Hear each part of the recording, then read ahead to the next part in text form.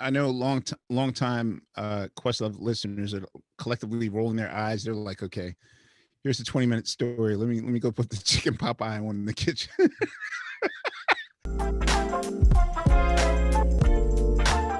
As I said, I went to your jam session that you guys typically have during the Grammys, where you highlight some super amazing artists. Mhm. My memory is not the greatest, but I feel like Ari Lennox was Yeah, that one, right? Ari Lennox, right? Who Ari is, was there. Um, what's her name? From London. oh, I'm the worst. I'm blanking too. Uh, was This is why. I know This is why it's was he dangerous even to have born there? 16 jobs because I Yeah, can't even remember the highlights. Um, oh God, yes, Ari Lennox was there amongst yeah, uh amongst other. yes, amongst our other guests. Yeah, Doing correct. jam sessions is a whole nother experience for me because I don't, and I'm gonna change that too. Like oftentimes I find myself, it's like living the dream is one thing, but when you're providing the dream, um, sometimes you have to. At least previously, the joy was always taken out. Like it should be fun having a jam session, but in my mind, I'm like, okay, so I'm gonna be the bad guy here, and I got to tell blah blah blah. We're only doing 3 songs, and tell this person, can you go on later? And that, like, someone has to be the traffic cop and the bad guy in these situations. So usually for me, jam sessions, in my mind, is an exercise in how to be diplomatic the next day. Like, hey man, I'm sorry we didn't get to do your new song, and da da da da da. And that, yo, I heard you came, but I'm sorry. Like we were 3 hours over, and so usually it's more stressful for me. But that's almost like with everything, even with what did I do that year as well? The gold party for Jay and Beyonce, like that was stress filled because I wanted everything perfect, and so I I I will say that my learning curve for this year was to actually not look with dread whenever quote good news happens as far as my jobs are concerned. So, probably one of the best concerts I've ever been to in my life was one of the jam sessions, or I'm sorry, it wasn't a jam session. It was Roots Mhm. and Friends that you all did. I believe it was BET Awards weekend. It was like Method Man, Redman, Ice Cube, like ton of folks. It was Was that the truly night incredible. Lauren was with us? Yes, I think so. Yeah, Yeah, I think that yeah, was a good night. it Uh, was a good night, right? yeah, So Lauren, Erica, I enjoyed it. yeah. Yep. Yeah. And so what I find to be really incredible about you all is like you don't you run into performers and artists who don't like sharing the stage, who do not like these kinds of collaborations. They don't like to be shown up, or they want to do it in a very controlled way so that they're never Mhm. not a star, right? And so Right. you've been doing these jam sessions for a long time, long before we knew the names of some of the famous artists that you would do these kinds of sessions with. So give me the origin story. Like, how was the jam session born? For the roots, the Uh, origins of it. Okay, so uh I know long time Questlove listeners are collectively rolling their eyes. They're like, okay, here's a 20-minute story. Let me go put the chicken pot pie one in the kitchen. Okay, I'll try to tell this in the most distinct way possible. Um, so right when we had completed "Do You Want More," our second album or our first major label album, the second that we finished that album, uh, because of the unexpected death of our label mate Kurt Cobain, uh, which a big part of us signing to Geffen Records was that for most rappers, um, it's often like junk bonds, like really shitty deals, and you get a shoestring budget. So with Geffen, at least because of the success of Nirvana and Guns N' Roses and Aerosmith, like all these top tier names they had a expandable budget, and so in a 3-month period, Aerosmith had left the label. Guns N' Roses wasn't going to follow up, any album anytime soon in that decade. And then Kurt Cobain commits suicide. So instantly my manager was like, yo, we're about to be toast. I bet you any amount of money that they're going to drop the entire like urban division that they signed. Like we were the first, us and the Jizz of Wu-Tang, but then there was like 12 other acts that they signed for like the urban division of Geffen. And so just in sort of a hasty move, we packed up everything and decided to go to London. We call it like pulling a Hendrix. So, in living in London from that period, and this is like April of 1994, we lived there for like 3 years. We chose London because at that time, like bands were, being a band wasn't a novelty. Like the Roots worked here in the United States at the time when we came out simply because we kind of took advantage of the fact that the band was a dying species, like it was an endangered species, whereas everyone still had a band over in London. So it really wasn't a big deal. Like you still had to be good, not just the novelty of, oh, you play drums. So there was a club that we would frequent called Iceni. And that's the first time I ever saw like a mixed format. It was a 3-level club, and floor 1 was like soul music. Now, mind you, it's still 94, so I'm not used to the idea of like people playing a Roy Ayers record. Like now, you go to Neo Soul Sundays and you're going to hear Roy Ayers and some old school stuff, break beats and all that stuff. But back in 93, 94, it was still novelty. Like, whoa, they're playing stuff from 8 years old, like over in London. Word. So that was like the bottom floor. And then the middle floor was more for like house music and real house, like Chicago house, real house music. And then on the top floor, they would have a band just having these jam sessions. So 3 years of doing that, we decided to take that concept back to the United States once we came back home for real.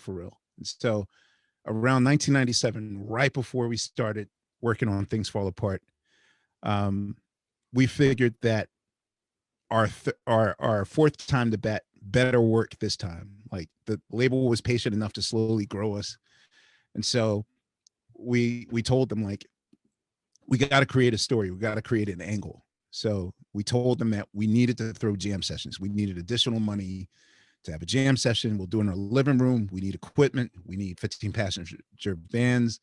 We need a chef to cook food so that free food lures these people in. And as a result, that's where, literally the first draft of what is or heard of as Black Lily is, an unknown Jill Scott, Kendrick the Family Soul. Jasmine Sullivan was what, 7, 8 years old. Her father, like, my daughter sings. No, Beanie, Eve,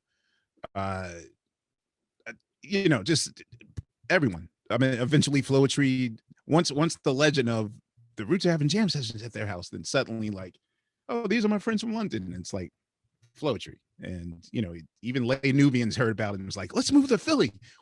So, basically we just always been about community. And of course, just using that modus operandi of kind of community writing, we try to use that as an angle for what we do now, which is, as you said, it's a little bit hard to do because it takes people out their comfort zone. Like 9 times out of 10 when they're performing, they're doing it to pre-done tracks before.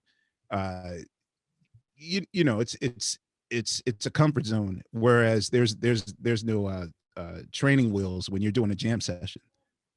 But I mean, we're sticklers for making them comfortable, not going off the rails. So, only if it's someone like Bilal that I know will invite, go to the relative minor, change the beat here, or do something different there. Like I know who I can experiment with and not experiment with. See, that story wasn't long. It was only 10 minutes, not 20. I'm going to ask you what I'm sure is an unfair question, but it just, Yeah. sorry, you stoked my curiosity. So what's the best Roots jam session that the rest of us never heard? Like that wasn't at a concert, that maybe was in your living room that we don't know about. What's or You know, memorable, it's maybe weird. that's not fair, but memorable. Okay, so I know that am I recalling my retelling the story for like the last 10 or 20 years. Um, I often leave out one fact, which is like I was the biggest hater of these things because again, someone has to be the bad guy. So, you know, to this day, Fatina and Aja will never, only soul will never ever let me forget that. Yeah, Amir, you used to always you called the cops on your own jam sessions all the time. Like in the beginning when it was controlled and it was my people like Common, Mos, Positive De La Soul would come by, uh, Quali, like that initial draft, it was cool. But then like suddenly, definitely the first time that, Malik came over with uh with Beanie uh and Freeway and Chris and Neef, like all those guys pre-state property back when they were just a South Philly running boys. And then, I'm Eddie Murphy and trading places. Like who's putting out their cools on my floor? Oh, it was 99. Remember beanies? People are smoking beanies, like Oh yeah, the beating gate the gateway between a cigarette and and weed we. beanies. Right. So suddenly, like people are putting out uh their beanies out on my floor, and then even Jasmine's presence. I'm like, yo, like no 8-year-old should be up past their bedtime, like at 11 o'clock. Like this is now turned into Showtime at the Apollo, and literally, and he hates it when I say this story. Like in my eyes, music with a Q, Soul Child, was the pizza guy. You know what I mean? And it's like, wait, so now anybody could just get on the microphone now? Like we're letting the pizza guy on. That's what's happening right now. So I mean, at the time, and Bilal just came out the gate. Like if you know Bilal as a singer, um, he's one of the few singers that I encourage to be totally unhinged. Like he doesn't think ahead. He just goes with whatever in his chakra in his heart. Like he just goes for it. So, but experiencing that for the first time, like, yo, should we call the ambulance for this guy? Like, is he he's having convulsions in the middle of the floor? Like, what's he doing? Like, I didn't I didn't know there's such thing as free jazz singing, like that sort of thing. So it was just, I will say in retrospect, yes, there was one point in my living room where an unknown India Irie and Jill Scott and Kendra and the Jazzy Fat Nasties and music and Bilal and Eve and all, like they were in the living room making magic happen. And more than likely, I was looking for an excuse to get out from behind the drum set, like after maybe an hour of playing, just to, go to a movie or something. And yeah, I get home at 2 a.m., much to the chagrin of my neighbors. And, I'm the guy on the phone, like, oh, there's a disturbance at 23 place. And they're like, sir, this is that house. Are you calling on yourself, sir? Just get over here quick, please. Like I was that guy. So, you know, Who calls the cops on their own jam session? I was the original Karen. I'm sorry, man.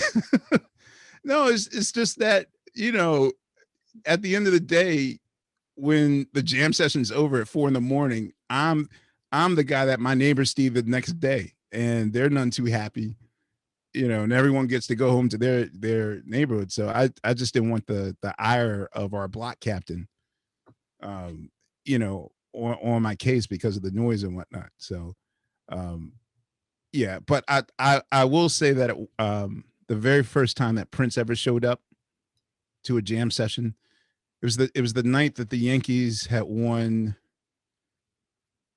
I guess they won the World Series in 1998, I think. Um, I didn't even realize that Prince and Mate were sitting like right in front of us, until when I saw his shoe in the outline of the boot, and I was like, holy shit, is that Prince? So I like got off stage and I ran, and sure enough, like I was like, what are you doing here?